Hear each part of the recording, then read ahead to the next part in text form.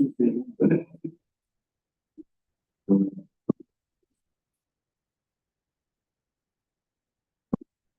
morning, everybody. Calling to order the November 20th Planning, Energy and Environmental Quality Committee. Thanks to everybody for being here in person. And most everybody's here. Haley's over there on the Zoom. And do we have any public comments, Brittany? Nothing here in the chamber. Okay. And I hope everybody's enjoying the nice sunny morning so far. Any changes to the agenda anybody wants to propose? All right, we'll keep on moving. How about minutes approval? So thanks for doing those, Brittany, from October 16th. Would somebody like to move those? By Susan, seconded by Veronica. Any questions, suggested changes? Okay, all those in favor? That passes unanimously. Thanks, everybody. Do we need to vote on the advisory board appointment, right? So that's on your last page of your packet. We have an advisory appointment to the Tompkins County Soil and Water Conservation District. Sean Bassard, an at-large member with term expiring December 31st, 2026. Would someone like to move that? Moved by Veronica, seconded by Randy. Any comments before we vote? Okay, all those in favor? That passes unanimously. So thanks, everybody. For chair's report, the only thing I have right now is to look at dates for our December meeting. I don't know if everybody's ready to do that, or we can talk a little bit after the meeting too. I know Susan responded. Some of the dates, so that sorry, December or January? Oh, I'm sorry, January. Thank you. So January next year, December meeting, we're good. Which is December 18th, I believe. So our January meeting falls on the Martin Luther King holiday. So we're looking at a different date. So two of the dates, Brittany sent out a bunch of them. The two of the dates that I was thinking of were the 17th and the 21st of January. And that would be at 10 a.m. So that's okay for Greg, Randy, and Veronica. Okay. Which would you prefer? Which would anybody else here have a preference that regularly attends their meeting, the 17th or 22nd? When is the legislature meeting for this? So that would be, let me double check, the 2nd and the 16th. Okay, so we'd miss either one. Okay, why don't we do the 17th then? So that'd be the 17th at 10 a.m. January 2024, I believe that'll be. Okay. And I'll be attending that one remotely, so we'll need someone to shepherd from here. Next up, we have a county administrator's report. We have Norma Jane here. Do you have anything? We do now. We have lots going on, but none for this committee. Okay, great. Then we have Department of Planning and Sustainability. First, we have an update on the Tompkins County Debris Management Plan. And so Abigail, you're gonna look like you're gonna talk to us about that. Yes. And we don't have anything in our package about that.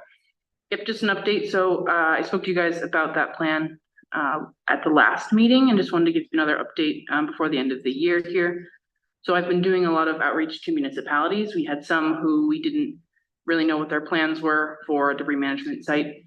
We have 4 out of 5 responses for that now, which is great. The goal here is to make sure that municipalities can do this work on their own if they have a localized event. So that's looking good. We'll continue to do the work to make sure that the municipalities who had already had listed information with us can verify that, make sure they select one, with a goal that looking into next year, we're encouraging them to sign MOUs with those locations so that they can then be sure they need to pick this up and move it forward, they can. And then middle of next month, I'll meet with recycling, and highway and emergency response. We'll all sit down together, kind of talk about all the information I've collected this year so far, and talk about what we need to do in early next year to really solidify this, to make sure when we need to use this plan, we can pick it up and use it. There's no additional administrative pieces that need to happen. Thank you. Any questions, comments from the group? I was just Katie? gonna add that, just to give a little background, this action came out of the recovery plan that we did a year ago as a priority action to be able to identify these debris management sites in advance of a disaster so that our community be more easily able to pick up the debris and recover more quickly from any kind of future disaster. Thanks. I had one question. Can you remind me? So you said 4 out of the 5 municipalities are in the process of getting MOUs? And so the goal is right now, as a part of the plan, the idea was to just note which ones would be a possibility. And we had some municipalities that hadn't decided yet. There was more of like a TBD in the plan for them. And so 5 of those didn't have that information, and I've been working hard with them to kind of narrow that down, and 4 of them have those responses into me. I have one left I'm working with to get potential sites. So then all municipalities will have a potential site with the goal of next year them nailing down an MOU with a potential site. So every city or village and town will have a potential site at that point. That's great. Thank you.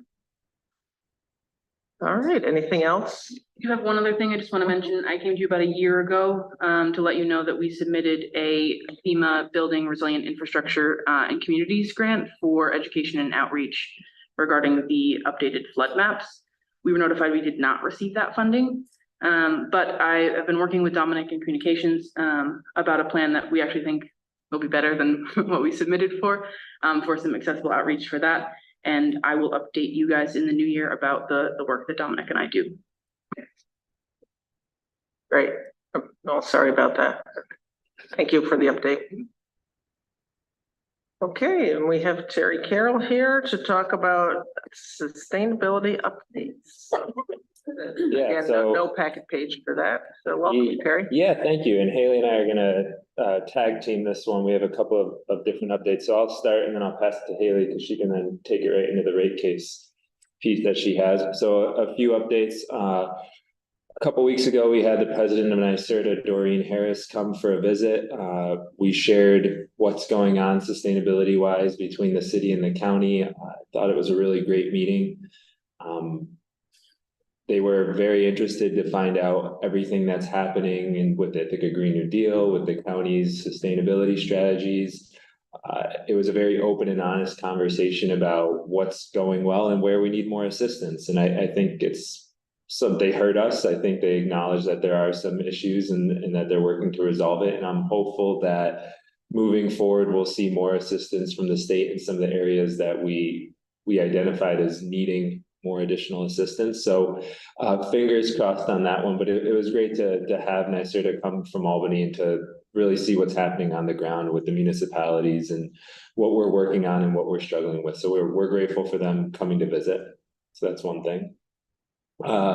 Another is an item that we've talked about a little bit, I think in this committee, it's the EV ARC. So gosh, it was well over a year now. We put in a congressionally directed funding request to Senator Schumer for, I think it's about $100 and some odd thousand to buy some EV ARCs. What these are, they're self-contained solar EV charging stations. Essentially, they fit into a parking space. It's a battery, a solar array that has a battery that then has EV charging stations, and they're meant to provide some level of resiliency. So a question that we often hear is when the grid goes down, how do you continue to charge vehicles that really need it, especially our county vehicles that, are required in every instance, not just when the sun is shining or when the electricity grid's running. So this is a really great opportunity for us to try to test these out and see what the resiliency is on them. We found out, I want to say April of this year, maybe earlier March, that we got the funding, and it's been a long process, but I think we're in the final stages. We're working through the contract, and the hope is that we'll be able to order them by the end of the year. So we should be hopefully deploying 3 of these is the hope by the beginning of next year. And so right now the thought is to put one over by the public safety building, because we have some issues with power quality there, and having enough infrastructure to charge the electric vehicles that were given to the sheriff's department. Another one will probably go over by the airport to support some of the vehicles that we have going on over there and provide the resiliency to the Department of Emergency Response, to the airport itself, the public health if it needs to. So it's just a good location for all of those. And then the final one, we're still figuring out whether it'll go somewhere downtown or whether it'll go over at our Bostwick Road facility. So we have a growing number of electric vehicles at the highway and in the facilities department. We're actually getting another F-150 Lightning on Wednesday, which we're excited about. So we want to make sure that those vehicles can continue to run even in the case of an emergency, but we're also having some issues with charging station infrastructure downtown, and figuring that out, especially with the Department of Public Health is a critical piece of what I'm working on right now. So we'll figure out where that's going to go soon. But just wanted to give an update on that, since we've talked about it before, but it's been a while since we brought it up. Last couple of things. Some of you may be aware there's a large-scale solar farm that's been proposed for the Groton and Lansing area. It's called Yellow Barn Solar. They put in their application to the Office of Renewable Energy Siting a couple of weeks ago, which triggers I believe it's a 90-day window for that office to determine whether it's a complete application. Once it's determined it's a complete application, they have a year to decide whether they are going to give them the permit or whether they're going to give them a conditional permit. But it's a large site. I think it's over 1,000 acres. It's going to be easily the largest one in the county, and probably this area, the Finger Lakes area.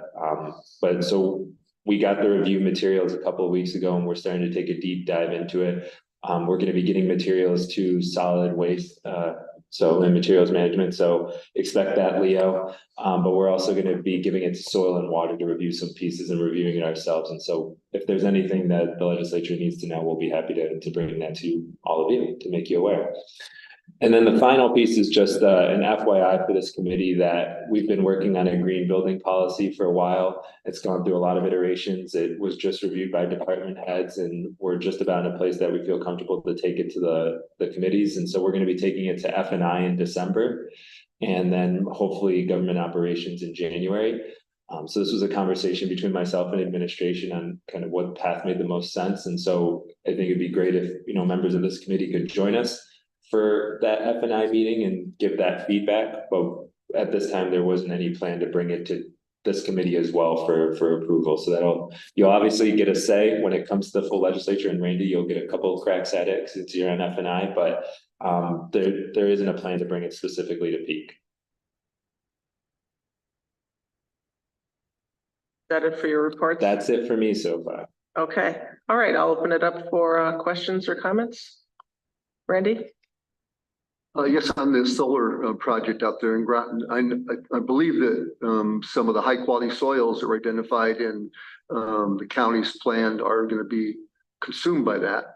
How will you address that? And it's just a passing note, or how does that work? Yeah, it's a tough one. The way the ORES process works is the state takes over the regulatory process. They take over the permitting, and so the towns and or the county could submit, their thoughts on solar being sited on prime farmland. But at the end of the day, it's going to come down to the state deciding whether they think it's a good use or not. And my understanding is that the solar developer has tried to make some concessions. How far that's gone, I'm not really sure. But there, other than putting in our thoughts into that process, there's not much else that we can do. I would just add that John Negley from Soil and Water and I attended, and Haley was there too, attended a meeting out in Groton about a year ago, and we raised those issues. And so I have not yet had a chance to look at this big binders to see, but that's one reason we're reviewing it, is to see how they may have addressed some of the issues that were raised previously with them. But as Terry said, there's only so much you can do to if you're advancing large scale solar at the state level, it's kind of unclear how they're going to be interpreting preservation of prime soils. Yeah, big projects like that, it's ultimately the state, right? Exactly.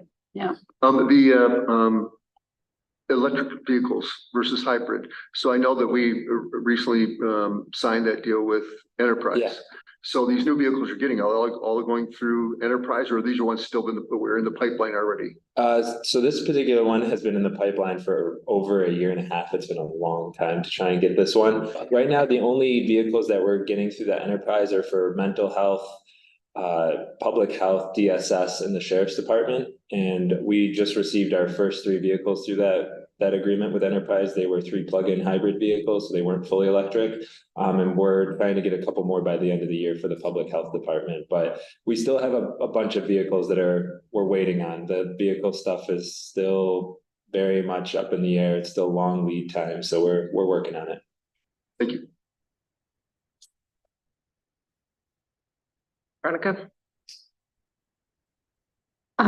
2 questions. Sorry to ask this, but can you restate the part about the yellow barn permitting? I don't understand how the process works or who's reviewing what. Yes. And we have a lot of time, so hopefully this isn't too derailing. Spell out. Yeah, so ORES is the Office of Renewable Energy Siting, and they basically take jurisdiction over permitting and siting for projects that are over 25 megawatts in size. And so over 20, you figure about 5 acres per megawatt. So 25 is, you're the math person here, so I'll let you do it. 125 or whatever. So, you know, they take on the larger projects, and they have their own criteria that they judge these projects against, and they'll take into account what is in a town or county's comprehensive plans, zoning, any of that stuff, but they do have the ability to override it if they deem that there's a specific term for it, but they just deem it too restrictive, essentially. Okay, so an application for certification has been submitted to. Yeah, an application has been, but from the Yellow Barn Solar Developers, it's a firm called CS Energy. They've submitted it to ORES, basically saying, hey, we have an application, we think it's ready to be reviewed. They're going to review it for 90 days and decide whether it's a completed application or not. Once it's deemed complete, then it starts a 1-year cycle where the Office of Renewable Energy Siting has a year to decide whether that permit is going to be issued to them without any conditions, or whether there's going to have to be some changes made in order for the permit to be issued. And what was the role that like you and our recycling department and soil and water conservation district are playing in that process right now? Yeah, so we have received the materials, we're going to review the materials, and we're able to reach out to the state and say, hey, you know, this is something that we're seeing, you know, this might be an issue that we have with it, or it would be better if it was done this way, or we'd like to see it this way. Whether they take that advice or whether they hear our feedback and decide to make any changes is really up to them. But we'll be doing review. I know both the towns have hired legal counsel to review the application as well, and I'm sure they'll be submitting their own comments and feedbacks, and then it'll be up to the state to decide what's permissible at that point. I would just add that the towns actually, beyond legal counsel, they also have a private consultant who specializes in this type of thing. That's part of the state laws. They reimburse the municipalities for professional advice on review. So, you know, not every planning board member has to get up to speed on large scale solar. They have a consultant. Awesome. Thank you. That makes sense. Yeah. Randy? I just thought of another question. I was on the planning board when we approved a solar project, so I knew a little bit about that. It was very confusing, so to say the least. But when they approved that, they gave the opportunity of residents in Newfield first opportunity to sign up for the electricity provided by solar. And I think a large number did. I did, but and it was 10% less than what the going rate was at that time. And of course, rates are going up. With 20%, I think is what was approved, or in that ballpark for electric rates. You'll find out from Haley in a moment here. Yeah. Okay. Somebody told me that project in Lansing none of that power was going to be generated for this area. It was going someplace else, which made no sense to me. I don't know if that's true or not. I'm just telling you that. So I don't know if they're offering this electric, but also it's my understanding that all these solar projects, the state mandates that NICEAG grower has to take this electric. They don't have a choice, and they have to pay a certain rate for it. Is that still the case? So they don't mandate that they have to buy it at a certain rate, but they look at, so they have had to gone through this whole interconnection process, which determines what the infrastructure is capable of withstanding in that region and what upgrades are going to have to be done. And then it's incumbent on the developer to pay some of those infrastructure upgrades to bring on the power. What differs between this project and the one that happened in Newfield was the Newfield project was meant for community solar. So their whole hope was to sell it to residential folks around. This project is going to be sold into the wholesale market. So it's going to be it's going to vary in price from any given moment based on the electricity market at any given time. And so there won't be a system like there was in Newfield where they'll say, hey, residents, you can buy into this and get 10%. What there is, though, through New York State law, there's community host benefit that happens where they've determined a rate that all of these projects will give to all of the customers within the township. And it'll be some amount that's per megawatt that then comes off of the utility bill. It's basically a once annual credit that gets applied to everyone's utility bill. I don't think it's earth shattering. It's probably in the range of, $20 to $30 a year, essentially.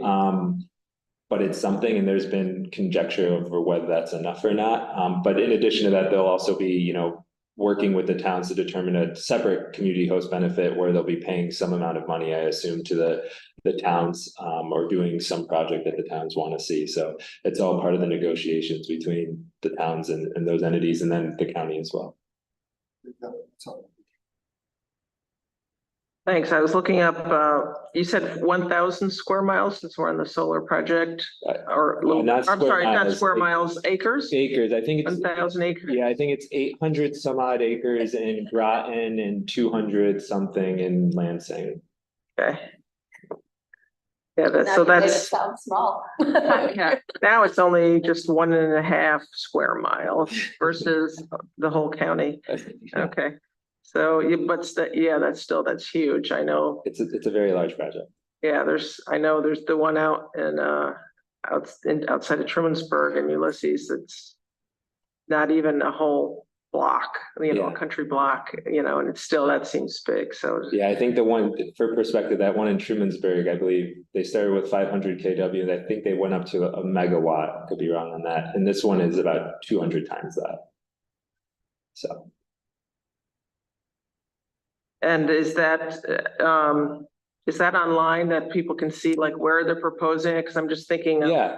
So how big that is. If you search Yellow Barn Solar, I don't know off the top of my head what the URL is for them, but Yellow Barn Solar, you'll be able to find out information. I'll say we've had some conversations with the developers. They've been very responsive. I'm sure if this committee wants to find out more about the project, they'd be more than happy to come and talk about it. And so if that's something that you want to see next year, I'd be happy to arrange that with them. Yeah, does that sound like because that's the biggest project that's proposed in this county, Greg? It's yellow, excuse me. It's yellowbarn-solar.com. Okay. That'd be something folks want to have them come and talk about it. Okay, great. Yeah, I'll coordinate that once we have a better sense of the schedule for next year.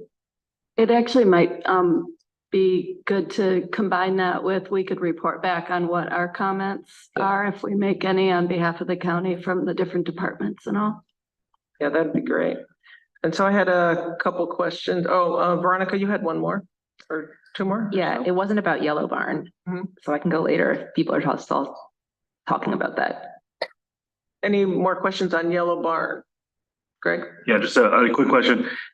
Is it still pretty complicated and confusing to understand the tax benefits in terms of property tax that these will generate? Because I know that Jay tried to explain this, I think, one time. Can't remember if it was this committee or in GO. about solar? Yeah, there's real property tax law. I wish Jay was here. I step on his feet a little bit. So there's real property tax law 487 where towns and municipalities can opt in or out. But I guess the long and short of it is projects this size are going to go to the IDA and they're going to try and get a payment in lieu of taxes. And so what that looks like, I know our IDA has a policy for projects this size. I can't remember where they landed in terms of it's like $3,000 or $4,000 a megawatt. So there'll be that payment in lieu of taxes, and then separately they often come to some sort of accord with the towns or these are cited. That's called a community host benefit agreement, where they try and offer some additional benefit, because as you may know, the pilot agreements often they're broken down similar to how taxes are broken down, with the vast majority of the share going to the school system. And so the towns always feel like they need a little bit more, and so those community host benefits often get brought up with them. So we'll see what that looks like, but it will bring some amount of money. I've seen the developers say, at least the town of Groton, that they believe it'll be in the same amount as if it were taxed normally, but I don't know that for a certainty. Thank you. Thanks. Veronica? Yeah, just about the green building policy. Thanks for giving us the heads up. It's going to F&I. Just to be clear, that's the December meeting? Yeah, December 14th, 9 a.m. Thank you. I have a small request, which is if there's any update to the documents or anything between when the agenda goes out and when there's the meeting, which sometimes is, can you send those to members of this committee also? Yeah, absolutely. And I don't anticipate there being any changes, and I'll add, based on the feedback from this committee about the bird-friendly building design, I know that was something that you all wanted to see. We did add that into the policy, so you will see that in there. But yeah, if there's any changes, we'll make sure that you get it as well. Thank you. And great, thanks for jumping on that and adding in the bird-friendly policy. We're really fortunate that those folks came to us at that time in time to do that. I know it was late in the process, but I appreciate you meeting with them and figuring that out. As far as the green building policy, I just wanted to make sure members are okay that that's not coming to here. I mean, it has to go to 2 other committees, so otherwise we'd have it to go to 3 committees. So it's going to go to F&I, as Terry said, in December at the 14th meeting, and then GO in January. And so, I mean, I'm personally, I'm okay. There's been presentations to the case board and probably some other just case so Just far, case but so there's far? been a lot of Okay. conversations with recycling materials management, and then with facilities to iron it all out. So Okay, and as folks said, if we can get that policy as soon as it goes out, for review, and if you have any updates on that, and so then we can attend. If you can't attend the December one, maybe give comments to Terry. If people have comments on that. How did the meeting go? You met with some folks, a couple of folks from Case Board after the presentation? Yeah, I think it went well. They had some good feedback. I think in general they were very positive about it. I think there's some areas that they would like to see maybe strengthened in some places, and some wording choices. We're still parsing whether that's something we want to take on or not. Okay, great. And I had a question about the EV ARC. So is it ARC? ARC. Okay. And so the charging stations, so you got the funding, or we got the funding for 3 of those, and we're hoping it's 3. That when we did this originally, it was in 2021. As we all know, inflation's been tough. So whether we'll still be 3, it'll be 2. We're working on that. I'm hopeful it's 3. Okay, so then so if you have enough funding, it'll be 3. And so that the money will pay for like the supplies and installation? Yeah, there's really no installation. It's a self-contained unit. It'll show up on a truck. We'll take it off the truck with a forklift, put it in a parking spot. It'll unveil its wings, its solar wings, and it'll start right away. They're pretty cool. We'll make sure to bring in pictures and videos and invite people to check them out when we get them. Oh, cool. Right. So if they don't, so they must have battery banks, so they don't need to connect to the grid or anything. Exactly. They just are totally self-sustained. Yeah, and just an interesting fact that we've also considered whether they might be able to be used for, people to plug in their cell phones during an emergency, so that it could be a community resource as well, so people could use them during a time of crisis. So they might be able to. Yeah. They're like redeployable, so you could pick them up, put them on a truck and carry them to where there was a major power outage in the county for, several days, we could take them out there and they could be used in that way. So they could be picked up with like a pallet jack or something. Yeah. And be mobile for Probably emergencies. a little bit bigger than a pallet jack, but yeah. Cool. Like, I was envisioning Chitty Chitty Bang Bang when you're talking about the wings coming out there. So, but it will need to be moved. It can't move by itself. Can't move by Okay, itself. okay. That's the Not next yet, stage. not this Yeah. version, right? Yeah. That is pretty cool. Let's see, those are all the questions I had on for you. Any other questions or comments for Terry? Okay. Right.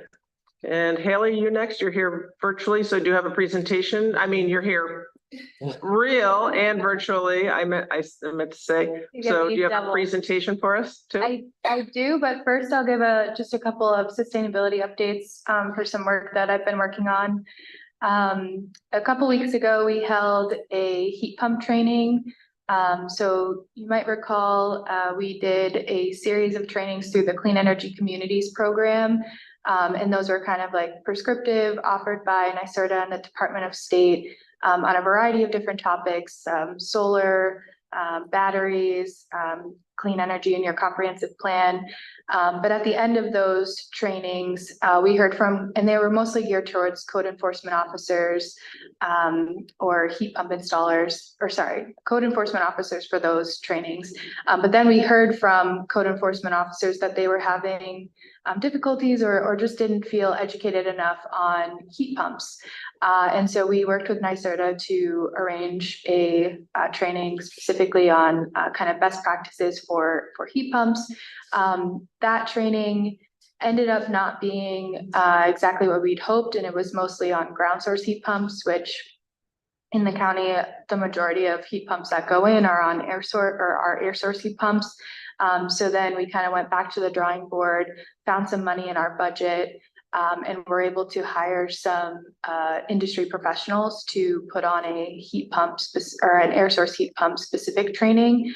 We had 50 registrants and 30 heat pump installers and code enforcement officers showed up. It was an excellent training with real world examples of how things could go wrong, what code enforcement officers should look for, and overall it was really a really good training. The second update I have is a little while ago, I came and talked to you about climate smart communities. You might have saw a press release that came out, but we were awarded the highest designation of that, which is silver. We recertified to that level. And I'll just note too that we got 360 points approved, which is the highest of any county in the state. So that's pretty cool. And that was just a collaborative effort between several departments in the county and also your support. So those are my two updates, and then I can get into the presentation, but if there are any questions, I can take those. Any questions? Randy? Do any funds come along with that designation or? So no, it's just bragging rights with the Climate Smart Communities program. I will say it does help with different grant opportunities. You can kind of point to it. And through the Clean Energy Communities program, which very similar name, but there are a lot of overlapping actions. And so we were able to do some of those, and we were awarded a $30,000 grant that we submitted an application for, but it's still out in the ether. But I can come back with an update on if we get that or not. So it's no directly, but indirectly kind of. So this is the one we got is the climate smart Yes. communities. And we got Yep. the silver. And I Okay. actually do have a plaque. I was talking with Dominic about putting it up, and I think we're supposed to have one in here, but I don't know where. Do you guys know where it is? Oh, it's okay. It's behind the TV there. So I have another one on my desk that we can get put put up next to that. We're gonna need a bigger wall. Yeah. Okay, any other questions?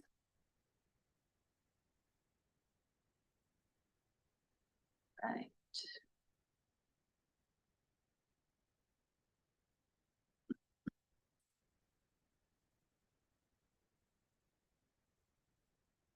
Okay. Oh, yeah.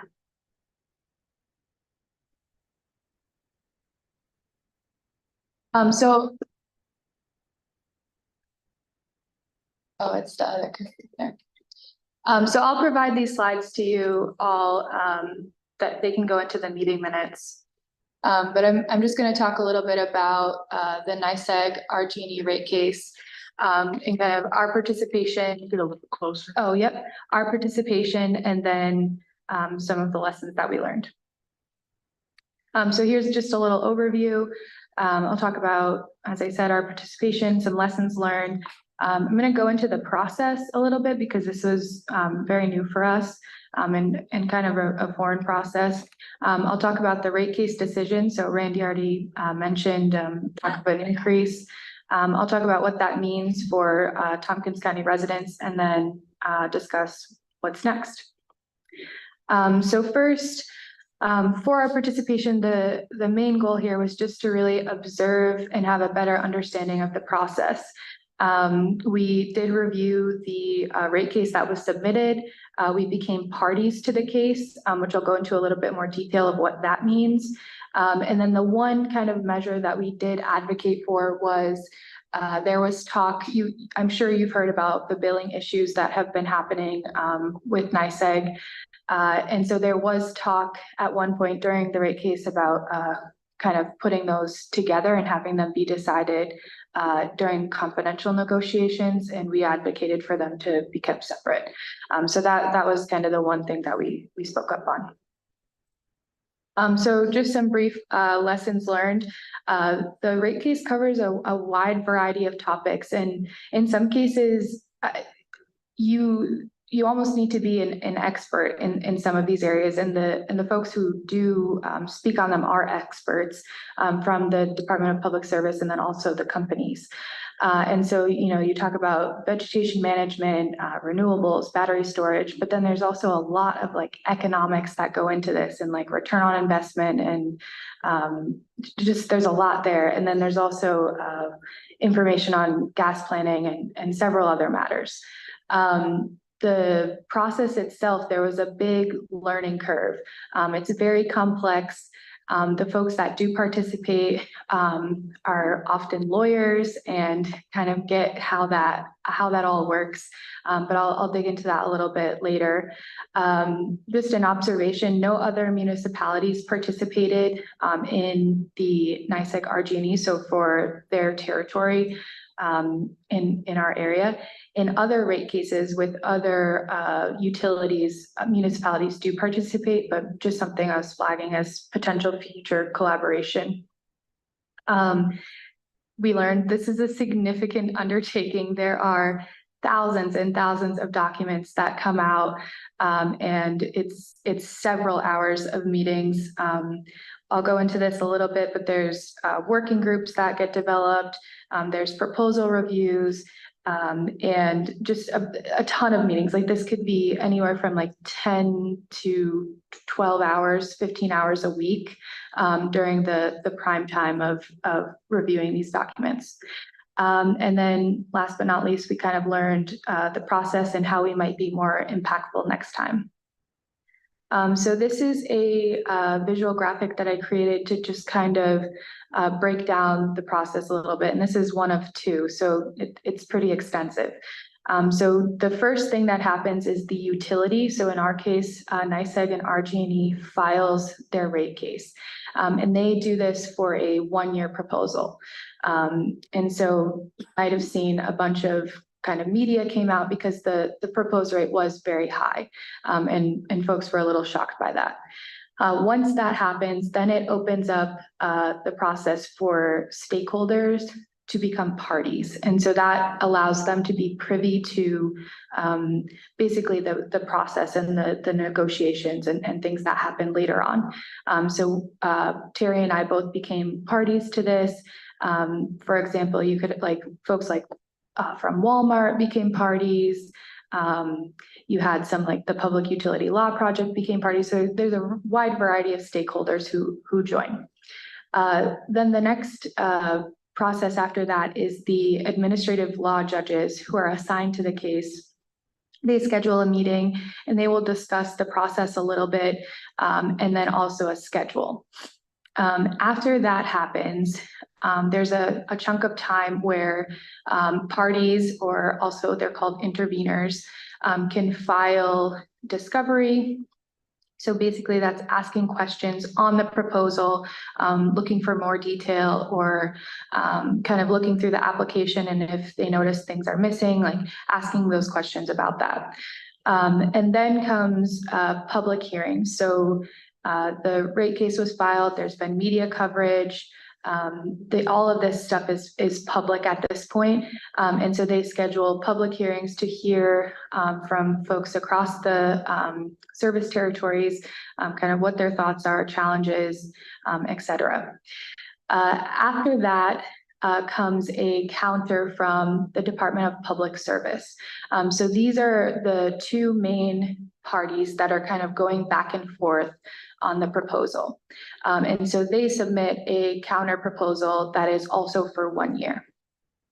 And then once that happens, it triggers a point where you can go into negotiations, because now you have one side, and you're trying to meet in the beginning. Go ahead. Meet in the middle. Oh, sorry, meet in the middle. I don't know what I said at the beginning. Anyway, so then once you're at this stage, negotiations become confidential. And I'll just note one thing that was a little shocking to me was that the administrative law judges do not sit in on this process. So it is just between the parties. So we could sit in on them, and then Department of Public Service and the companies. And what happens here is that usually what's being discussed is turning the plan into a 3-year rate plan. So this is kind of a thing that's known, but not really described at the beginning, because everything is talked about in a 1 year, until you get to these negotiation parts. And then they're actually, we're going to do this for 3 years. And then during this time, parties can submit interrogatories, which is just a discovery tool where you can send a list of specific questions to parties in the case, and they have to respond in writing. Can I just jump in there? The part where you just said the 1 year, we're going to do this for 1 year, but then all of a sudden they said we're going to do this for 3 years. Yeah.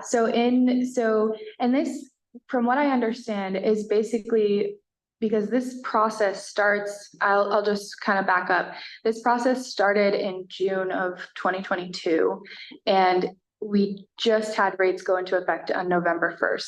So it's kind of a long process, and they don't want to be wasting money or resources to do this every year. And so basically what they decide upon is to do it for 3 years, and then they start the process over again at the end of rate year 3. Thank you. Yep. Okay, and so then during this time, which negotiations are the longest time in this whole process, it's several months. During this time, the administrative law judges will check in on the progress of the hearings. However, they're not privy to any of the details. You cannot speak about what happens in negotiations whatsoever, unless it's with a party of the case. And then during this time, their main responsibility is to establish a timeline and to schedule an evidentiary hearing, which happens at the end. That's when they do learn about what has come to an agreement during the negotiations. So during this time, there can be things where parties could raise issues with the process, or they can say it's going well. And so the administrative law judges kind of get an idea of how things are going. So after that, negotiations still continue. Oh, I think I forgot to mention that there are working groups that are developed, and those working groups will dig into specific parts of the case. So there might be a working group on vegetation management or on gas planning or renewables or what have you. And so those will delve deeper into specific topics, and then they strive to reach, agree on outcomes within their own group, and then that gets brought out to the bigger group and like report outs, basically. Okay, and so then negotiations continue all through this as parties work towards a joint proposal. Once a joint proposal is reached, which a joint proposal only has to include the companies, so NYSEG and RG&E, and Department of Public Service. It does not have to include other parties that are part of the case. Their goal is to get like community support or stakeholder support, but it is not required. And so that's just something to note. But once a joint proposal has been reached, the ALJs are notified, and then an evidentiary hearing is scheduled. And during that hearing, it's when the review of the joint proposal is kind of gone through in depth. And then the ALJs will kind of approve it or not. And then after that, there is an option to submit post-hearing briefs for any parties who participated. But then that's kind of the end of the process at that point. Then the administrative law judges will bring the joint proposal to the Public Service Commission, and they present it to them. And usually there are representatives from the companies and the DPS to answer any questions. But then the Public Service Commission makes the ultimate decision. So any questions on the process here before I move on? I know it's a lot. Randy? I was just curious, once the joint proposal presented to the administrative law judges, was it rubber stamped, or did they make any changes? Or I'm trying to remember. I don't know that. Can you use your mic, Randy? We can't actually talk about that. Yeah. Actually. So this, one of the complicated things, and maybe we should have said this at the beginning, is that a lot of this process is kept confidential. And so unless you're a party, you can't know what happens in those things. And so I think this might be one of the pieces that we can't actually talk about, whether it was changed or not. Interesting. Thanks. Sorry. And so I do just want to make one note here too, is that coming like a first time person coming into this process, a lot of these meetings were held on Teams. Certain meetings were in person, but a lot of these meetings were held on Teams, no cameras, which makes it really difficult if, like, I don't know who works for the Department of Public Service. So you hear these people talking and it's hard to like ascertain who's who and what's kind of going on. So that is a complication. No cameras? No cameras. No cameras. You can see their name, like just like kind of how it says that I'm the one speaking here. But yeah, no cameras. So, and also like a lot of folks' names didn't say like who they were with. So it is a very difficult kind of thing to get up to speed with. Okay, so moving on, I'll talk a little bit about the decision here. So the Public Service Commission approved the joint proposal. This was at their October meeting, middle of October. And so what they approved was a 62% electric delivery rate increase and a 17.8% gas delivery rate increase. And so the one distinction here that I'll make is that on your electric bill, your delivery and your supply are two separate things. So this is just on NYSEG and RG&E just charge for the delivery side. So your supply is that is configured through whoever you get your actual electricity from. So this is just on the delivery side. So Randy, you had mentioned that you heard a 20% increase in the news, and I'm just going to jump forward here because I think this really explains it well. The way that the rate was portrayed in the media, it took the total bill and divided it by the delivery increase, or rather the delivery increase by the total bill. And so that's how you get that 24% number. But if you're looking at just what the utility controls, it is a 60% increase. Randy? Is that over 3 years or is it, It's over 3 years. so is it 8%, 8%? So I, on my next slide here, I kind of break it down for what this looks like for an average customer. Now I will just say this is an average customer. So like myself, I have an electric vehicle and a heat pump. I use a lot more than 600 kilowatt hours per month. But for November 1st, so a couple weeks ago, folks will see a $10 increase on their bill for this average customer. So other folks will see more.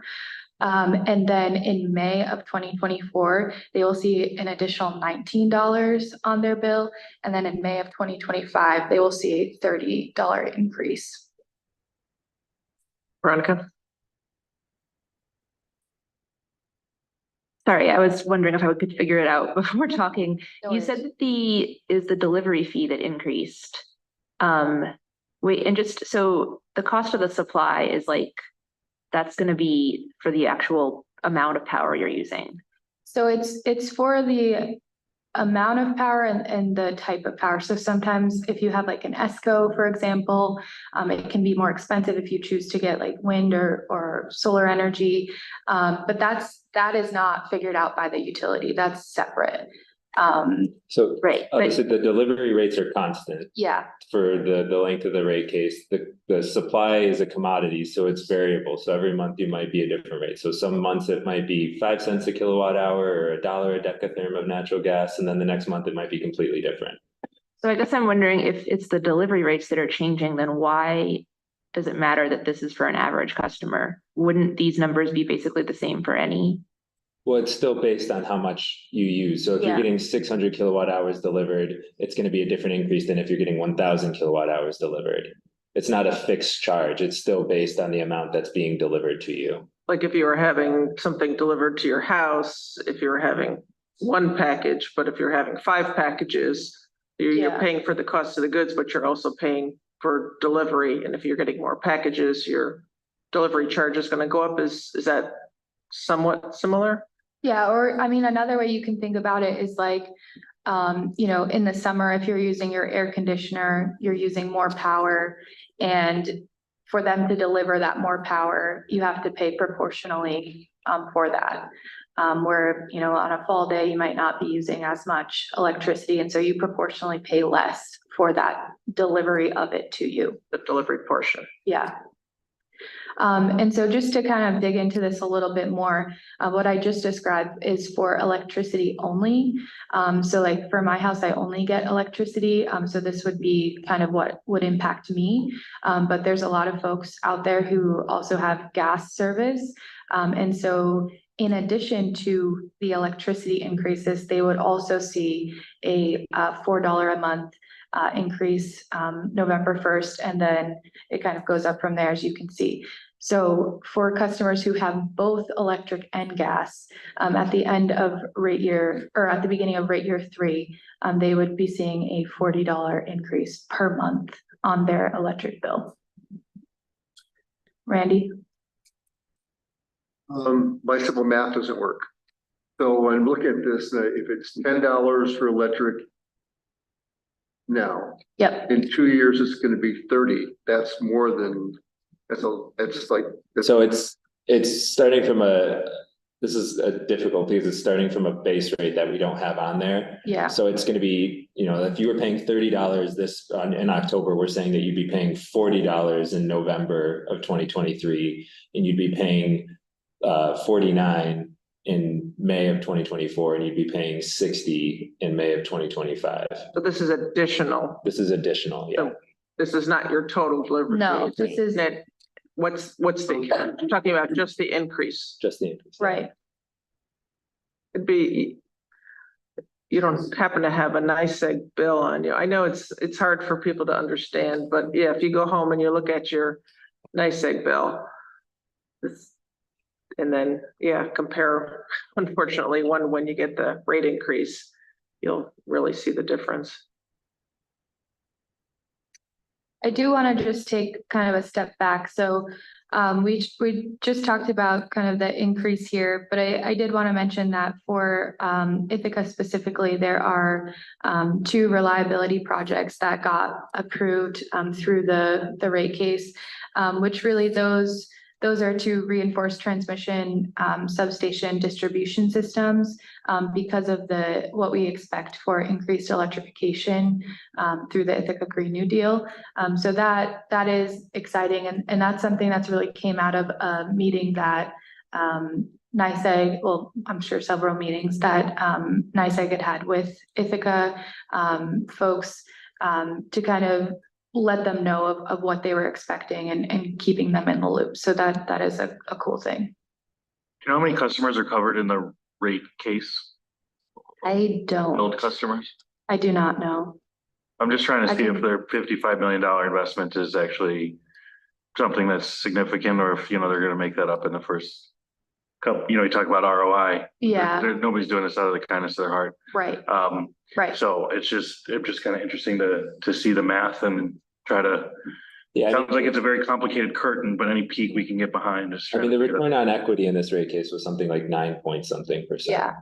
Yeah, I don't know how those public service people are smiling in that picture. It's They're crazy. not NYSEG customers. It's $360 in 2025. If we take today's living wage, who knows what it'll be then? It's an extra 20 hours of work, right, for somebody to cover that increase. That's and that's not even counting taxes, right? So just that, do the math. I mean, it's like adding another week to just cover a week of work to cover your increase in utility costs. And that's just the delivery side. Yeah, oh It yeah, doesn't, right. it's absolutely criminal. Yeah, it is. How these people get away with this, I have no idea. But if there's more we can do or more we should do between now and then to try to influence this process, please, from a legislative standpoint, let us know. I know our assembly person and state senator and all those folks were on it, but if there's something else we can do or should be doing, Yeah. I think we should be. And so that leads right into my next slide here. So kind of what's next? There's about 2 years before the next rate case will be filed. I think something that we should look into and that I can look into is talking with our county attorney to figure out what are our options to share information. And so I don't know how that could exactly work, and I'm not totally privy to how like executive session could work around this, but if there is some way for us to get information that is happening during confidential negotiations, so we can get kind of input from the legislature to then take back and advocate during these sessions. I don't know if that's possible, but looking into seeing what is possible so we can share information and make the most educated and the best kind of path forward for county residents in the future. I think too, what could really help is if we were to obtain a clear directive from the legislature of what should be advocated for during the rate case. And so some examples of that could be, if the priority is to keep rates as low as possible or to encourage electrification as much as possible, whatever it is, but really having that clearly identified. And so that's like something that Peak or a subcommittee could help kind of direct. I think that would be really helpful. I did also want to bring up that in other utility territories, where Westchester County and New York City, for their utilities, they hire a third party who can represent county interests. And so usually that is a lawyer who, understands lawyer things and kind of how that process works. And like has written discovery and kind of all of those nuances, who could represent the county's interests. So that is another option.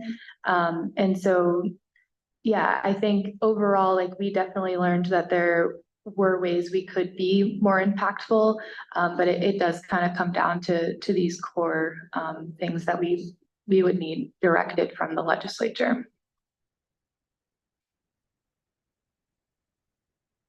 Randy? And Thank you for doing all this. This is helpful. It's good information, and I'm sure it was a lot of work. So thank you. A lot of this is our control, right? But one of the things I would like to know, apparently a lot of this rate increase was for improving infrastructure. So was there some type of report that they gave that said, well, the reason we're charging all this extra money is because we're doing X, Y, and Z? And if there is, you don't need it now, but if you could send that to us, that'd be great. Yeah, Yeah. so I do have a key projects and program thing that kind of NICEAG has put together. And then there's also like a rate case fact sheet that I can send over that kind of just lays out some of the key projects that came out of it. I think a lot of it was vegetative management though, is that correct? There was a big portion that was vegetative management. I'll say that another reason why this rate increase was so high had a lot to do with how the previous rate case had gone. It was basically implemented right before COVID happened. And then when COVID happened, they decided to not go forward with those rates that had just been agreed to. And so some of this was a little bit of a cost recovery to try and recover some of those costs that they had already spent. The hope is that next time around, it won't be as drastic an increase because they won't have to account for that. But, you know, sitting in the negotiations and hearing some of the reasoning behind some of this stuff is really eye-opening. And it's unfortunately a little bit of a teaser because we can't go into the specifics of it, but I think some of the reasoning you're looking for, Randy, is in that process. So if anyone's interested, I would encourage you to, each of you can become parties to the rate case as well next time and delve into this a little bit more deeply. This also reinforces that we should be trying to figure out, as we have been, for people to consume less energy, right? So that's the only true way to reduce your costs. I remember growing up as a child, my dad goes through the depression, turn your lights off. I mean, I'm still doing it. My wife keeps them on, I turn them all off. So it's a battle. But but still, there's still a lot of people using incandescent light bulbs. I mean, I've got an older friend and she found out that they were going to be gotten rid of. So she bought like a case of them, right? So, so that stuff is still happening. Best in that old technology, Floyd. But one thing on county buildings, and I know we're looking at, electrifying all our buildings, and I think that's the right thing to do. But it would be helpful to know just and maybe this is a facilities issue, and we actually brought this up at the last facilities meeting a little bit. Are we reducing our consumption? So, I mean, I realize the cost is going to do what it's going to do, but it'd be interesting to know is we do all this work for a building, are we reducing it? And for example, the public transportation building, I understand it's not going to save us money necessarily, but are we reducing our consumption? We obviously are of natural gas. Yeah. So it'd just be good to know, okay, we'll reduce their natural gas. Yes, our NICEAG went up, our electric went up, but just to kind of, in the future, kind of know how we're really doing as far as consumption. So, yeah, we can try and do that. We do collect information on how much energy our buildings are using. The hardest part is always that the energy use is so variable based on not even necessarily what you're doing with a building, but in terms of just like the weather itself can have such a big impact, year to year. A warm, we could do all these lighting upgrades and say, okay, we're going to save all these kilowatt hours because we switched from, these old incandescent bulbs to LEDs. And then we could have an abnormally warm summer, for instance, and our AC use skyrockets. And so we use more electricity. And so it's like, well, did that really pay off doing all those LED projects? And so it's a little bit difficult to parse and analyze, especially because we don't have everything sub-metered to be able to say specifically. But I can talk with Arel and see if there's something that we can present on that. I would just add that that's part of when we do greenhouse gas emissions inventories. We do one for the community and one for county government. And over the years, we've seen a dramatic reduction in energy use in county facilities. The challenging part has been around our fleet. And that's all up on the planning department's website. Our last inventory was 2021, I think, and we're slated to jump into that again in 2025 for a full. They're a lot of work, so we don't do them every year. That's great. Yeah, I know at my own house, it's hard to figure out what, the effects of each thing. And I have a couple of different energy monitors that I've plugged into various things to see what's using, the most energy. And then when I do something, is it, decreasing? And depends on, the weather. If I, for instance, plug it in my sump pump, well, is an energy efficient sump pump really working? Because how much did it, if we have a rainy season and all there's so many variables. And then my monitors only work for things you can plug in. And how do you monitor all those other things? Anyway, it's a challenge, and I do appreciate you doing, when you can. Greg? Hey, could you share this PowerPoint with some of those other documents that you had mentioned? Definitely. Yep. Yeah, that'd be helpful to keep it all together. And then this is a question, should this committee become like parties to the case in the future? Like, is that something, because then we could potentially go into executive session within this committee maybe and discuss? I mean, is that something that we should, put in our after action report to? I think that's part of the discussion with county attorney to find out, because I know if 3 of you guys get together, it's considered a public meeting. So I don't know what that might mean for joining a rate case, maybe individually, but yeah, we've been talking about those kind of ideas because it was difficult. I mean, they sometimes told me what was going on, but it's kind of like we had times where we wanted to bring something to the committee. It's like, oh, we can't, so it's a frustrating process as public servants to be participating in.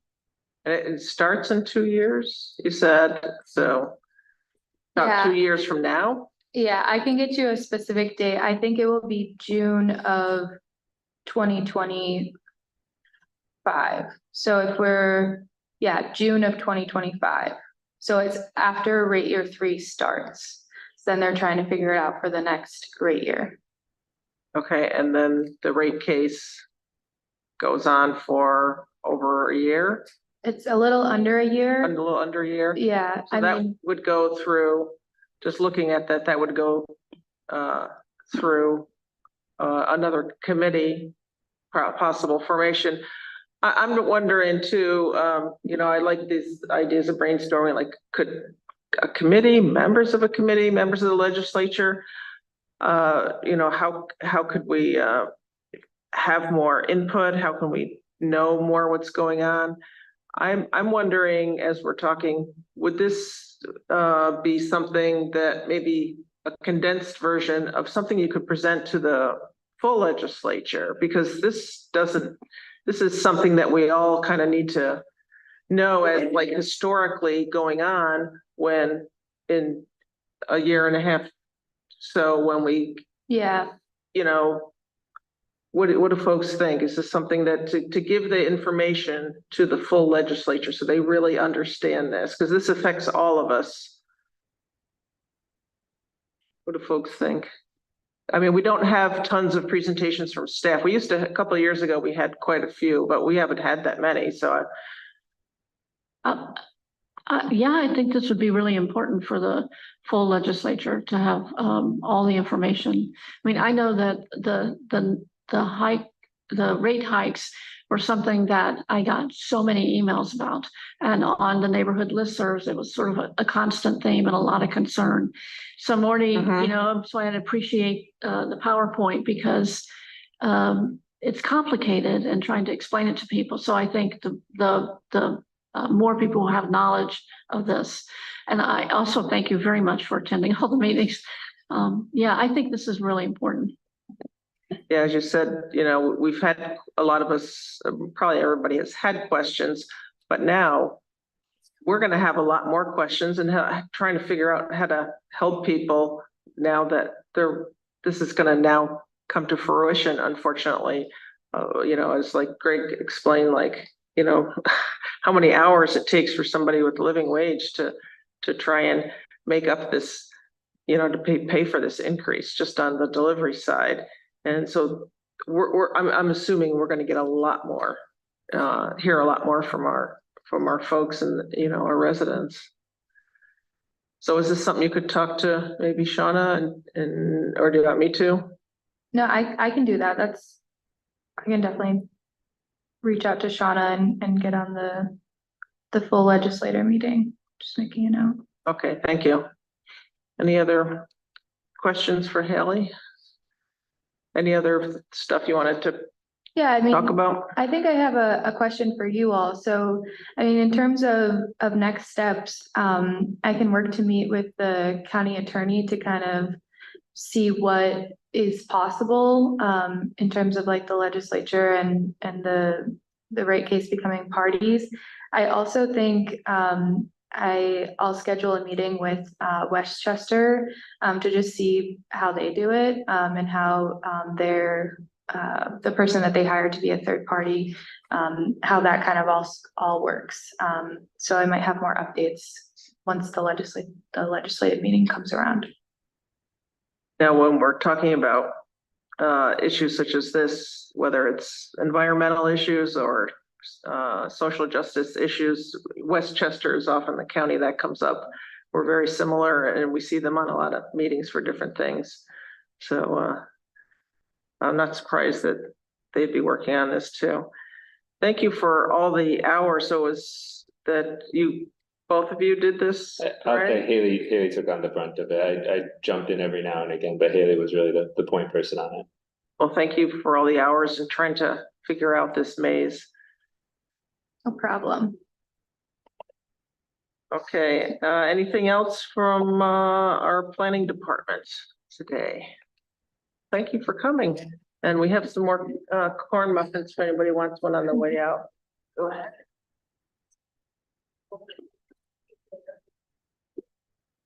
All right, thank you very much. And next up, we have Department of Recycling and Materials Management. And we have Kat remote and Leo here in person. How are you, Leo? Good, Ann. How are you doing? Good. Let's see, outside of our information item and resolution, I don't have an awful lot of updates.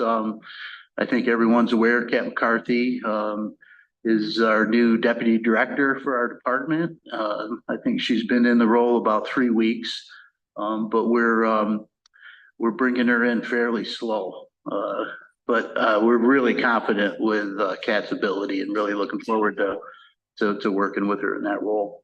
Well, congratulations on that, Kat and Leo, for your department. Oh, I see Kat there. Congratulations. How's it going in your new role? Great so far. Thank you. Yeah. Looking forward to coming up to speed and working with you all as we continue to move forward. Congratulations again. Let's see. The other thing I just wanted to mention, we've got our construction bid out on the street, which is our capital project bid that's out on the street. That's due back, I believe, December 5th. We're a few months behind with that project, just with Barb's retirement and position changes. But again, that project involves a new rooftop HVAC unit. It's got some concrete repair components to tip walls and push walls and tipping floor. And we're also redoing some of the interior of the recycling solid waste center, offices, locker rooms, that sort of thing. So I think that everything over there is still pretty well. It hasn't changed much since it was built, I think, in 1995. So on the heels of that, we'll be getting together with Barton LaJudas to take a look at the remaining projects for 2024. So that's all I've got. And so those improvements are at the actual facility, not the administration Yes. offices, right? Yep. Okay, I remember that when some of us were there for the tour. Any questions on that? Randy? I guess, what are your thoughts? I'm on the finance committee at Finger Lakes Reuse, and their biggest issue is the number of people dropping off. It's 150 a day, people dropping off stuff there, and they can't handle the material, and to the point where they can't display the products. And there's a big issue. The hardest thing for them is when somebody brings something there, do they want it or not? Right. And quite often they want at least some of the product that is on the truck or vehicle. And that's not their strength, sorting through those things. And I know that there's metal comes there, and they do take some of that metal, and there's other things that they will take. But there's a problem with storage, and so my take on that is that some product that is could be reused or recycled in some way, it's not being done so because it ends up in your facility. And although you do have collection points for a lot of that material as well. So I know we've talked a little bit about working with Finger Lakes Reuse.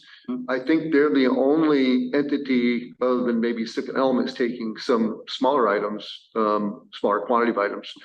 I just think there's an opportunity for us to figure out how to not throw this stuff away. Yeah.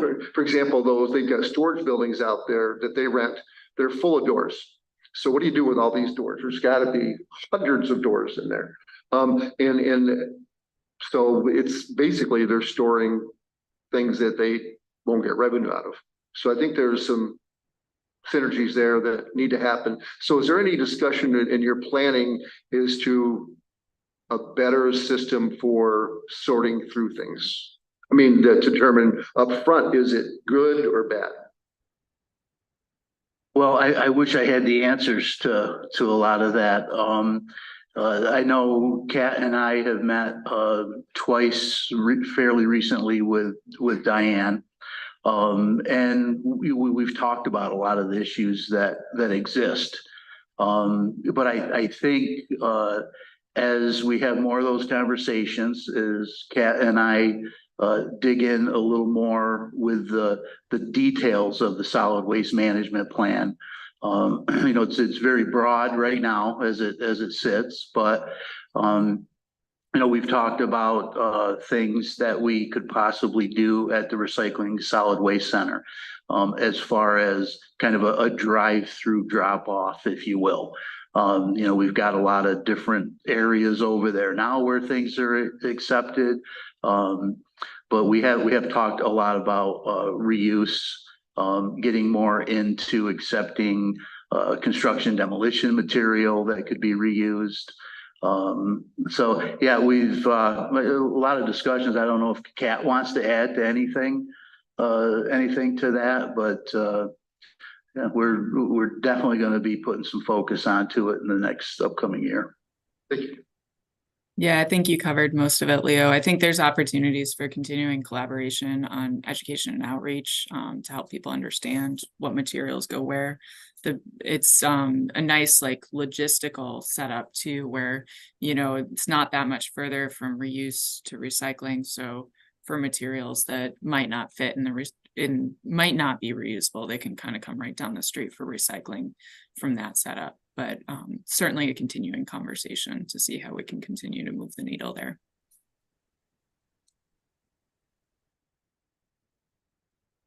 Well, thank you. Anything else? We have a resolution. Was there any other updates before we get to that? No, I didn't have anything else. Okay. So we have a resolution packet page 15, and this is award of contract, Tompkins County Recycling Materials Management, Recycling Materials Management, Engineering Services. And let's get that on the floor. Would someone like to move that? Moved by Greg, seconded by Susan. And would you like to tell us a little bit about this, Leo? Yeah, exactly. So we did a request for qualifications. And I believe we got two proposals back. One was from Barton and Judas, and the other one was from Cornerstone Environmental. Both of them were very impressed with both companies. We interviewed both companies right at our facility. We did choose to contract with Barton and LaJudas. They've been working with us for upwards of 20 years, if not longer. And I believe we submitted a little one-page document for you folks that kind of outlined what they've done for us over the years. Seems to be a good fit. We also had requested hourly rates, in those qualifications, and all the rates really were pretty comparable with each proposer. Any questions? Is this can you explain, and maybe you did already, but so this is for engineering services on an ongoing basis? Yes, so there's a number of reoccurring things annually that come around. Whether it has to do with testing stormwater, compliance as far as SWIP training with the facility and a couple of our employees. They will take on any emergency kind of repairs or replacements. For instance, the outbound scale, when that went down, it's an unexpected repair, but a replacement rather in this case. But they'll pick that up and they'll supply design and different planning. They work with us on all of our compliance, 364 permit compliance. As you're probably aware, we operate under a Part 360 operating permit at the facility and our household hazardous waste. So they advise us on that, keep us in compliance, and then capital projects. So they'll work with us to identify our capital planning,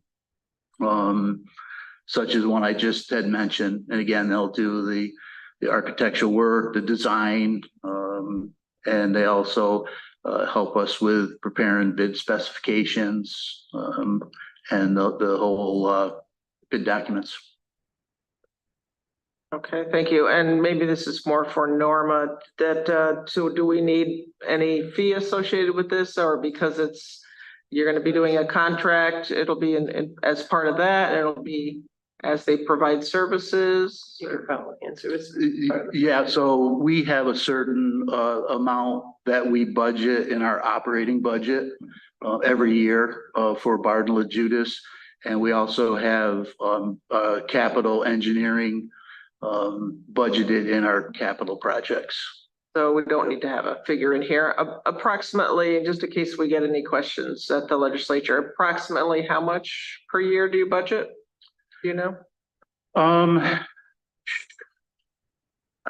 if not, you could maybe email that to me and. Yep, I can do that. I'm seeing heads shake. So we would like to know, maybe, just mail it to Brittany and she could send it to the group here. Yep, I can do that. So we know. Okay. All right. Anything else before we vote? Okay, all those in favor of the resolution? That passes unanimously. Thank you, everybody. Leo and Kat, anything else from your department? We have the capital payment summary, but I don't know if that's, yeah. Any questions on that? On the capital payment summary? Okay, how are you doing with the office moving? Well, actually, Kat was at a conference Wednesday and Thursday, so I decided that would be a good day for me to move into Barb's old office, and I moved Kat, and it kind of surprised her a little bit, but I figured it's something that we had been kind of putting off because we've been busy, but yeah, so I got things moved Thursday. Great, great. So congratulations on that. I know it's hard to physically and probably emotionally to Yeah. fill Barb's old office with your office. Congratulations. My office was on the backside of the office building, so it was quiet back there. Yeah, so I think Kat's happy back there now. I'm sure you're gonna miss that space. Yeah, absolutely. Okay, Randy? I want to share an experience I had going down to the center.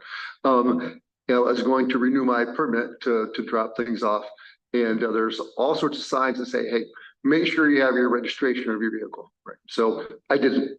I figured I'd just write down my permit number because my vehicle didn't change and I know it's registered. And so I got in line, and then there was a lady behind me, and then the lady in front of me said, well, why do I need my registration? So and your person was very polite about it. The person said, well, I'm sorry, I need to know if your vehicle is registered. Well, so all three of us walked out because all three of us did the same exact thing. So I just want to share it with you. So, Yeah, yeah. A way to clear the room. I remember last year when I got a new car, I went down and said I got a new car, I need a new permit.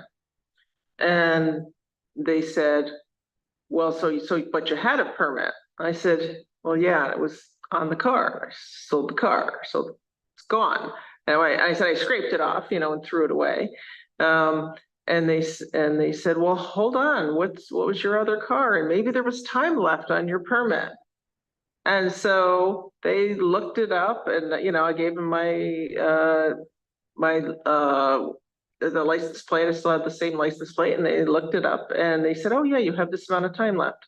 And so I got a free permit to finish that up. And they told me, which I didn't realize, you can get a second car within your household for free. So I walked out with 2 permits for free. Not free, but I guess I had already paid for it, but I thought I was going to have to pay money. But yeah, they're really great at the front office, everywhere in your office, but at the front office, which is the public facing is often, we hear different things around the state about different, government offices. And so it's really great to have especially your front person so accommodating and patient. Yeah, that's good to hear. We do get that question. It's like, why do you have to show registration? But it's actually more of a proof of residency, because you're aware we have that annual fee. So residents will pay that, and so there's maybe things that they might bring in that we don't charge for. So if you had people living outside of the county, coming in, not paying for those items, it's really not fair to residents here. So that's the main reason, is more of a proof of residency there. We've had people do that over the years of trying to bring stuff here because we accept more than other counties. Okay, anything else for Leo or Kat? All right, so any committee member reports? Susan and then Veronica? I just wanted to report on a very interesting training session I had for the Farmland, the Agricultural and Farmland Protection Board. There was a great webinar on creating agricultural districts and working with I think it's the New York Agricultural Land Trust. And the most important thing I learned is that once something has been turned into a protected agricultural district, that is forever. And I think that's important. And it was a really interesting discussion about creating more of these. I know that Randy and I are both on the AFPB, and at the last few meetings, some of the discussions have been about solar and using viable farmland for solar, which is of concern because we all need food, right? So, trying to balance the needs between energy and our agricultural districts. So I just wanted to give a shout out to our AFPB because these guys do a lot of work on keeping track of the agricultural districts in our county and making sure that they're protected. It was a great webinar. Thank you. Veronica and then Randy. Thank you. Two things. I wanted to report on it feels like a lifetime ago, but only 4 weeks ago, I went to the New York Association of Conservation Districts conference. This is about soil and water conservation districts. And that was a really good gathering to learn more about how our Tompkins County Soil and Water Conservation District and, my and Randy's role on the board of directors and the role of the staff fits in with other things around the state. So really grateful for the chance to go to that, and to our director, John Negley, for kind of shepherding me through. One of the coolest things, though, was there was a farm tour the day before the conference, and one of the places we went was Seneca Grain and Bean. This is in Penn Yan and Yates County, which I was told Yates County has 25,000 people and 13,000 cows, for context. But this farm was so cool. They handle grain and beans, both like farming it and kind of serving as a distribution center for wholesale stuff. But it was like a father-son running the farm. They were very cooperative in their mindset. I don't remember the details, but working with other small, like a little consortium almost of small farms in the area, each engaged in slightly different aspects of the process. They would do things like sharing machinery where instead of every single farm having to have their own, big expensive machinery, they could share it together and everyone can produce more and more efficiently. They called it like a modern day threshing circle. And they have also, I guess, been doing a lot of work in, I guess, kind of natural land management and pest management, and cited the research being done at Cornell as very, very helpful with that and the cooperation with farmers. I think one of them said that every time there's a pest that's causing a problem, they found some plant species they can introduce into the system that makes the pest not a problem, whether it's like co-cropping or cover cropping, or anything. And I also learned that buckwheat is magic, or maybe that's my statement, in that plants will release enzymes and other sorts of things into the soil, and buckwheat is especially good at this. And it acts as like an antifungal, it is naturally anti-pest. So I just thought that was really cool. The sort of the creative cooperation and integration of research results and natural methods into the farming. And I asked you just about that, the buckwheat. So do they plant that as like a cover crop, or do you know, or like in between other off years of other things? I don't know exactly, but I know they also harvest buckwheat and sell it.